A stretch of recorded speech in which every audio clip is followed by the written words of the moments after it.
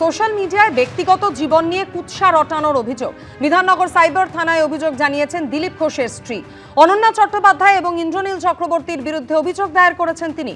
রাজনৈতিক কারণে আমায় টার্গেট করা হচ্ছে, দিলীপ ঘোষকে বিয়ে করার কারণেই আমাকে টার্গেট করা হচ্ছে, এমনটাই অভিযোগ করেছেন রিঙ্কু ঘোষ।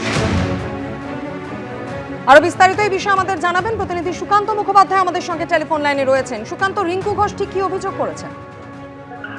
দেখো, গত 31 তারিখে তিনি একটি লিখিত অভিযোগ দায়ের করেছেন বিধাননগর সাইবার থানাতে এবং রিঙ্কু মজুমদার ঘোষের যেটা একেবারে স্পেসিফিক অভিযোগ, যে দুজনের নামে তিনি অভিযোগ করেছেন। একজন হচ্ছেন অনন্যা চক্রবর্তী এবং ইন্দ্রনীল চট্টোপাধ্যায়। এই দুজন তাকে দীর্ঘদিন ধরে বা লাগাতার তার কুৎসা করছে। বিশেষ করে তার সঙ্গে যখনই বিজেপি নেতা দিলীপ ঘোষের বিয়ে হয় তারপর থেকে কিন্তু কুৎসা বাড়তে থাকে। পরবর্তী সময় তার ছেলের যখন অস্বাভাবিক মৃত্যু হয় তারপরেও কিন্তু কুৎসার পরিমাণ আরো বাড়তে থাকে এবং এ ব্যাপারে তিনি এরপরেও একাধিকবার আইনজীবীদের সাথে কথা বলেছেন, কিন্তু সেই কুৎসার পরিমাণ কোনোভাবে না কমাতে তিনি শেষ পর্যন্ত সিদ্ধান্ত নেন যে তিনি লিখিত অভিযোগ দায়ের করবেন এবং সেই মোতাবেক তিনি আইনজীবীর সাথে পরামর্শ করে গত 31 তারিখে বিধাননগর সাইবার থানাতে যান এবং 2 পাতার একটি লিখিত অভিযোগ দায়ের করা হয়েছে। এবং রিঙ্কু মজুমদারের সাথে আমরা কথা বলেছিলাম, তিনি কিন্তু স্পষ্টভাবে যেটা বলছেন যে যেহেতু তিনি একজন রাজনৈতিক ব্যক্তিত্বকে বিয়ে করেছেন, দিলীপ ঘোষকে বিয়ে করেছেন, তার জন্যই তাকে কিন্তু ভিক্টিমাইজ করা হচ্ছে, তাকে পলিটিক্যালি বা রাজনৈতিকভাবে তাকে চক্রান্ত করা হচ্ছে। কিন্তু নেপথ্যে কে বা কারা রয়েছে, কোনো রাজনৈতিক দল রয়েছে কিনা, এ ব্যাপারে তিনি কোনো মন্তব্য করতে চাননি। অন্যদিকে তিনি যে 2টি নামে অভিযোগ দায়ের করেছেন, তিনি যেটা অনুমান করছেন বা যেটা তিনি বলেছেন যে এই 2টি নামই কার্যত ফেক, তার প্রচুর ফলোয়ার্স রয়েছে এবং কার্যত অন্য কোনো ব্যক্তি এই 2টি নামে প্রোফাইল খুলে তার এবং দিলীপ ঘোষের নামে কুৎসা করছেন এবং যাবতীয় ব্যাপারে তারা কিন্তু এই মুহূর্তে সিদ্ধান্ত নেন পরবর্তীকালে যে তারা পুলিশের অভিযোগ দায়ের করবেন এবং তারা তদন্ত সম্পূর্ণ রকম ভাবে সহযোগিতা করবেন, এমনটাই কিন্তু তারা জানিয়েছেন। ধন্যবাদ সুকান্ত।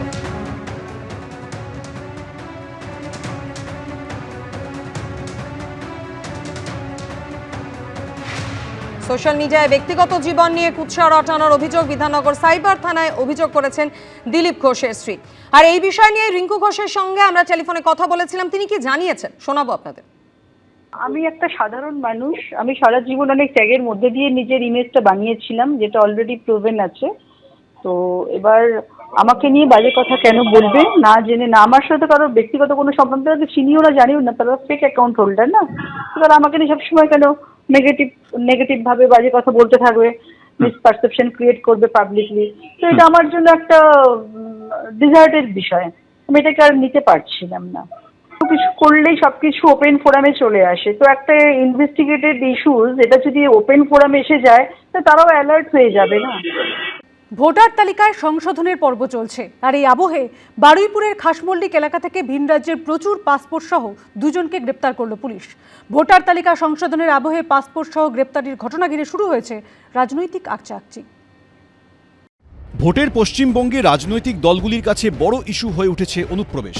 তারই মধ্যে চলছে এসআইআর এর শুনানি পর্ব। এই আবহেই বুধবার দক্ষিণ 24 পরগনার বারুইপুরের খাসমল্লিক থেকে প্রচুর পাসপোর্ট সহ দুজনকে গ্রেফতার করল বারুইপুর থানার পুলিশ। পুলিশ সূত্রে খবর, ধৃতদের মধ্যে একজন মেহবুব মোল্লা, তার বাড়ি দক্ষিণ 24 পরগনার মগরাহাটে, অন্যজন প্রীতম বসু, তার বাড়ি নরেন্দ্রপুরে। উদ্ধার হয়েছে ভিন রাজ্যের বহু বাসিন্দার পাসপোর্ট। স্থানীয় সূত্রে খবর, মাসখানেক আগে বারুইপুরের খাসমল্লিকের নির্জন এই এলাকায় জাহাঙ্গীর লস্করের বাড়ি ভাড়া নিয়েছিলেন ধৃত দুজন। জায়গাটা প্রথমে একদম চারিদিকে গাছ রয়েছে, এরই মাঝে 2টো বাড়ি রয়েছে। এর মধ্যে এই যে বাড়ি, এটা এখানেই গতকাল পুলিশ আধিকারিকরা আসেন, তল্লাশি অভিযান চালান। দুজনকে এখান থেকে পুলিশ আধিকারিকরা অ্যারেস্ট করে নিয়ে গেছেন। বাড়ির বাইরে এই মুহূর্তে তালা বন্ধ অবস্থায় রয়েছে। এরা কতদিন ভাড়া নিয়েছে আপনাদের থেকে? 6-7 মাস হবে।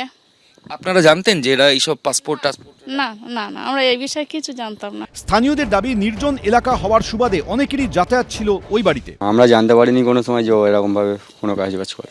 বাইরের লোক তো প্রায় আসতো, প্রায় মেয়েরা ঢুকতো, ছেলেরা ঢুকতো। আমরা জানি যে উনি কোনো ভালো কাজ বাজ করে। এবার ফোনে সারাক্ষণ কথা বলতো কন্টিনিউয়াসলি। নিয়েছিল একজন ভাড়া আলটিমেটলি, এবার থাকতো 3-4 জন। কিভাবে দুজনের হাতে এলো ভিন রাজ্যের বাসিন্দাদের পাসপোর্ট? পাসপোর্টগুলি আসল না নকল? এই চক্রে আর কে বা কারা জড়িত? সম্ভবত প্রতারণার জন্য, বিদেশে পাঠানোর জন্য, ভিসা করে দেওয়ার জন্য, বিদেশে চাকরির জন্য, এরকমই বিভিন্ন টোপ দিয়ে পাসপোর্ট নিয়ে আসা হতে পারে।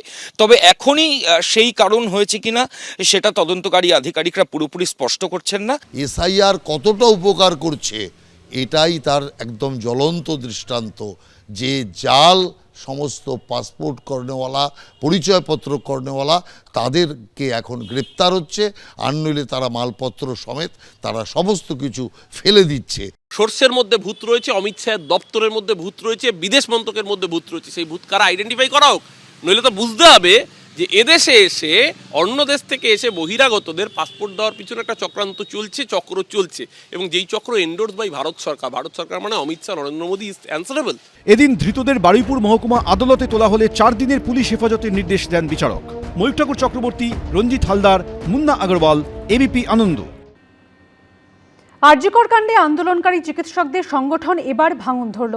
West Bengal junior doctors front ছেড়ে দিলেন অনিকেত মাহাতো। WBJDF এর বোর্ড অফ ট্রাস্ট এবং ট্রাস্ট সভাপতির পদ ছাড়ার কথা জানিয়ে ফ্রন্টকে চিঠি দিলেন আরজিকর আন্দোলনের অন্যতম মুখ অনিকেত মাহাতো। আরজিকর আন্দোলনের অন্যতম প্রতিবাদী মুখ, সামনের সারিতে থেকে নেতৃত্ব দেওয়া চিকিৎসক, সেই জুনিয়র ডাক্তার অনিকেত মাহাতো এবার ছাড়লেন West Bengal junior doctors front. ভাঙন ধরল আরজিকর কাণ্ডে আন্দোলনকারী চিকিৎসকদের সংগঠনে। West Bengal junior doctors front বা WBJDF এর বোর্ড অফ ট্রাস্ট এবং ট্রাস্ট সভাপতির পদ ছেড়ে দিলেন অনিকেত মাহাতো। পদত্যাগ করে চিঠিতে তিনি লিখেছেন, আইনি পরামর্শ উপেক্ষা করে অগণতান্ত্রিকভাবে কমিটি তৈরি করা হয়েছে। আমি আপত্তির কথা বারবার জানিয়েছি। আইনি পরামর্শের কথা বললেও আপনারা কর্ণপাত করেননি। অভয় আন্দোলন পরিচালনা করতেই West Bengal junior doctors front তৈরি হয়েছিল। আন্দোলন চলাকালীন মতপার্থক্য হলেও সাধ্যমতো আমার ভূমিকা পালন করেছি। সরকারের কাছে আমি মাথা নত করব না, শেষ পর্যন্ত লড়ে যাব। আমাদের ওয়েস্ট বেঙ্গল জুনিয়র ডক্টরস ফ্রন্টের অভয়ার ন্যায় বিচারের আন্দোলনের মাধ্যমে আত্মপ্রকাশ, তাহলে সমগ্র মেডিকেল কলেজের সমস্ত ছাত্রছাত্রীদের মতামত নিয়ে কমিটি তৈরি হওয়া উচিত। যেভাবে নতুন কমিটি তৈরি করা হচ্ছে বা নতুন বডি তৈরি করা হচ্ছে সেটা অগণতান্ত্রিক, এবং এই যে ডিডে প্রহিবিশন নেই, লিগ্যাল মান্যতা তারা পাবে না, তাহলে সেই জায়গা থেকে আমি মনে করছি এটা বেআইনি। তারপরেও যখন ইলেকশন হয় এবং নতুন বডি আত্মপ্রকাশের জায়গা আসে, হোয়াটসঅ্যাপ গ্রুপে ঘোষণা হয়, তখন আমি মনে করি যে একটা বেআইনি এবং অগণতান্ত্রিক পদ্ধতির মধ্যে আমার থাকা উচিত নয়। আরজিকর কাণ্ডের অন্যতম প্রতিবাদী মুখ অনিকেত মাহাতো। অভিযোগ, কাউন্সিলিংয়ের সময় ফার্স্ট ইয়ার সিনিয়র রেসিডেন্ট হিসেবে তার নাম ছিল আরজিকর মেডিকেল কলেজে, অথচ তাকে পাঠানো হয় রায়গঞ্জ মেডিকেল কলেজে। এরপরই রাজ্য সরকারের সিদ্ধান্তকে চ্যালেঞ্জ করে কলকাতা হাইকোর্টে যান প্রতিবাদী চিকিৎসক। সিঙ্গেল বেঞ্চ, ডিভিশন বেঞ্চ হয়ে মামলা গড়ায় সুপ্রিম কোর্টে। 11ই ডিসেম্বর সুপ্রিম কোর্ট সরাসরি প্রশ্ন তোলে, বাকিদের পোস্টিং মেধাভিত্তিক হলে অনিকেত মাহাতোর ক্ষেত্রে নয় কেন?